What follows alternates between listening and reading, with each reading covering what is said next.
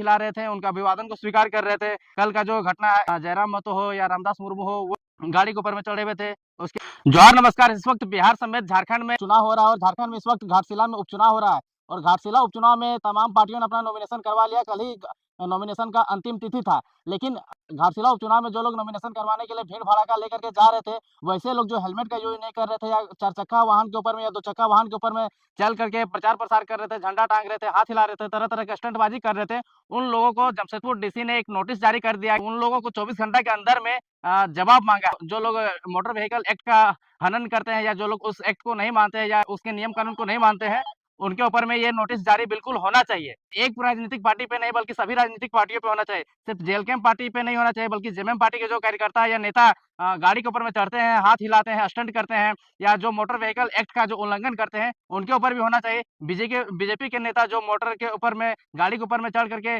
उनके नियम का उल्लंघन करते हैं, उनके ऊपर भी होना चाहिए और जो आरजेडी या अन्य पार्टी के नेता लोग करते हैं, उनके ऊपर भी होना चाहिए। ये गाड़ी के ऊपर में चढ़ने का ट्रेंड सिर्फ जयराम महतो ने ही स्टार्ट नहीं किया है, बल्कि जेएमएम के नेता हो, बीजेपी के नेता हो, आरजेडी के नेता हो या कि कांग्रेस के नेता हो या अन्य पार्टी के नेता हो, सभी नेताओं ने इनका स्टार्टिंग किया है।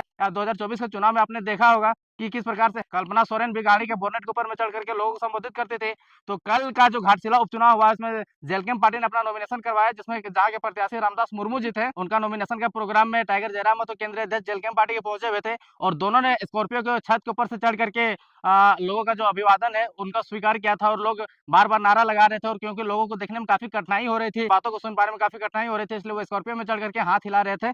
तो उसके बाद से ही जमशेदपुर डीसी के द्वारा एक नोटिस जारी कर दिया गया है। नोटिस में क्या कुछ आपको पढ़ करके सुनाते हैं। फिलहाल आपके स्क्रीन में वो नोटिस दिख रहा होगा। डीसी जमशेदपुर, घाटशिला विधानसभा निर्वाचन क्षेत्र में आयोजित रैली या जुलूस के दौरान 4 पहिया वाहन के ऊपर बैठकर खड़े होकर प्रचार प्रसार किए जाने के संबंध में संबंधित राजनीतिक दल अभ्यर्थी को 24 घंटे में स्पष्टीकरण समर्पित करने का निर्देश निर्वाची पदाधिकारी द्वारा दिया गया है।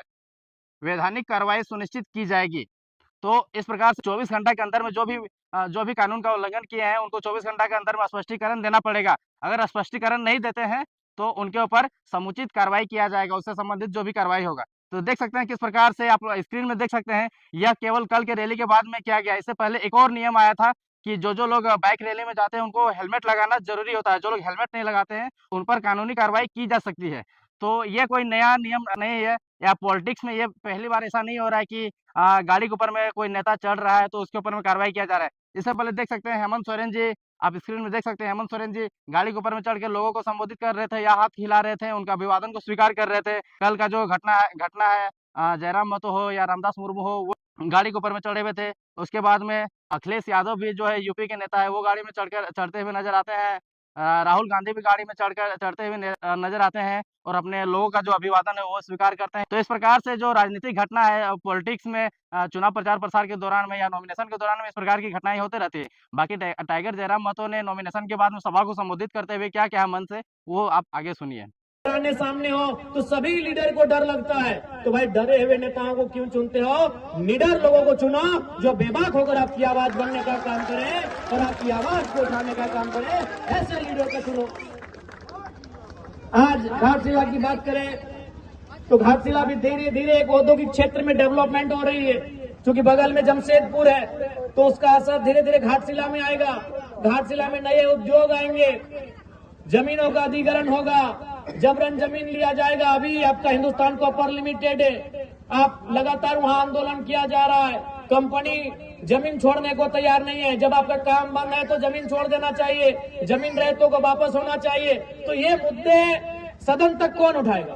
क्योंकि आपको भी मालूम है, आप भी जानते हैं, इस चुनाव के बाद परिणाम चाहे कुछ भी रहे, XYZ कोई भी जीते, जीतने वाला भी आपका जमशेदपुर में बैठेगा और हारने वाला भी आपका जमशेदपुर में बैठेगा।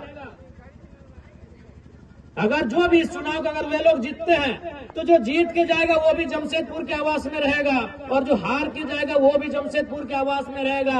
आपके साथ आपके दुख में, आपके दर्द में, आपके पीड़ा में कौन रहेगा, ये घाटशिला की जनता को तय करना है। और हमें लगता है रामदास मुर्मू जी से बेहतर कोई कैंडिडेट नहीं है जो आपके साथ खड़ा है। आपके साथ कौन लड़ेगा? आपके साथ धरने में कौन बैठेगा? आपके साथ कोई समस्या होगी तो कौन खड़ा होगा? आज आप देखिए जब से जेल कैंप पार्टी का उदय हुआ है, जब भी किसी को अगर तो थोड़ा मैंने चोट भी लगता है, मामूली चोट लगता है, तो सबसे पहले जेल कैंप को याद किया जाता है। और हम लोग रात 2 बजे 3 बजे तक धरना में जाके बैठते हैं जब तक उसको न्याय नहीं मिले। अरे राज्य में तो छोड़िए, हम लोग प्रदेश भी जाते हैं।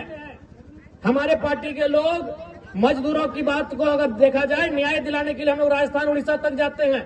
तो ये भी आपको तय करना है, बड़ी पार्टियां, चूंकि बड़ा लेवल है उनका, बड़ी पार्टियां हैं, वो आपके बीच चुनाव में आएंगी। हमेशा अगर आपके बीच कोई है तो जेल कैंप खड़ा है। इसलिए मैं जनता जनार्दन से आग्रह करूंगा, जो लोग यहाँ तक नहीं भी आए हैं, चूंकि दीपावली का दिन चल रहा है, हम लोग इस बात को समझ रहे हैं कि लोग पर्व त्योहार है, लेकिन जो लोग घरों में भी बैठे हुए हैं, मैं उनको स्पष्ट कहूंगा, इस बार वोट बदलाव के लिए करिए। बदलाव का होना बहुत जरूरी है। अगर बदलाव नहीं होगा तो राजनीति कुछ परिवारों तक सीमित रह जाएगा। फिर और यहाँ आप सोचिए ना, यहीं आप सोचिए चंपई चचा, चूंकि मान के चलिए सौम्या जी के पिताजी का देहांत हुआ है, तो उस पर हम थोड़ा सा रहने देते हैं। हम चंपई चचा का उदाहरण लेते हैं। चंपई चचा मुख्यमंत्री रह चुके हैं, कई बार मंत्री रह चुके हैं, रहे कि नहीं, लेकिन फिर भी उनको याद है कि बाबूलाल सोरेन को सेट कर दिया जाए।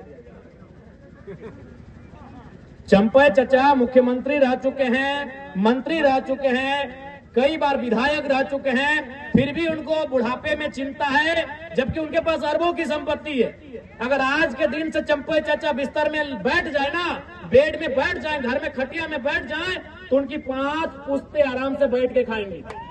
आज भी अगर चंपई चाचा कुछ ना करे, चंपई चचा अगर कुछ ना करे, तो उनकी हमें लगता है कम से कम, ज्यादा तो हो, बहुत ज्यादा होगा, 5 पुश्ते यानी 5 पीढ़ियां बैठ के खाएंगे।